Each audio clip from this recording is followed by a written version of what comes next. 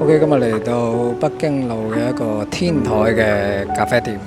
咁佢呢個位置咧，其實都有少少難揾嘅。佢就喺電影院樓上，所以你先上到去永漢電影院，然後喺電影院佢有個玻璃門咁樣直接上去嘅。咁就簡單分享一下我對呢度嘅體驗啦。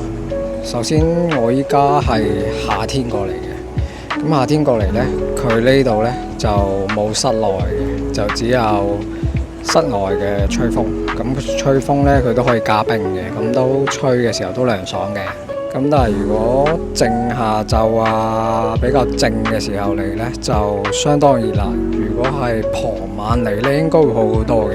特別係呢個位置可以睇到少少日落。你話睇唔睇到多呢？就應該視乎天氣咯。因為畢竟周圍都有啲高樓，所以佢嘅日落我感覺都唔係好日落嘅。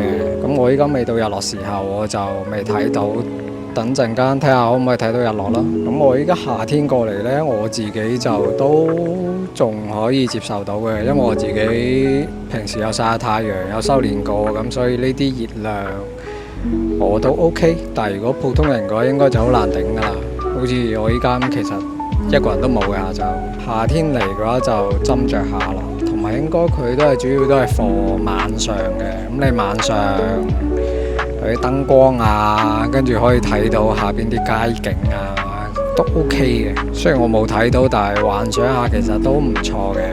咁至於佢呢度晚上嘅光線呢，就真係唔知啦。我就即係你話如果過嚟呢度影相打下卡咁樣呢，就晚上咯。我建議係晚上好好多。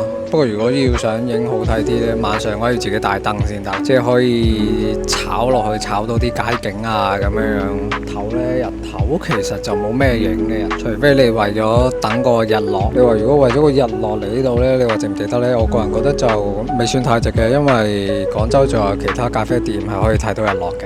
咁呢度嘅話，我個人建議係晚上嚟應該會好好多嘅。但係如果受唔到熱嘅朋友呢，就真係嚟呢度會比較辛苦啲嘅。OK，今日分享就係呢度，得閒吹水，peace。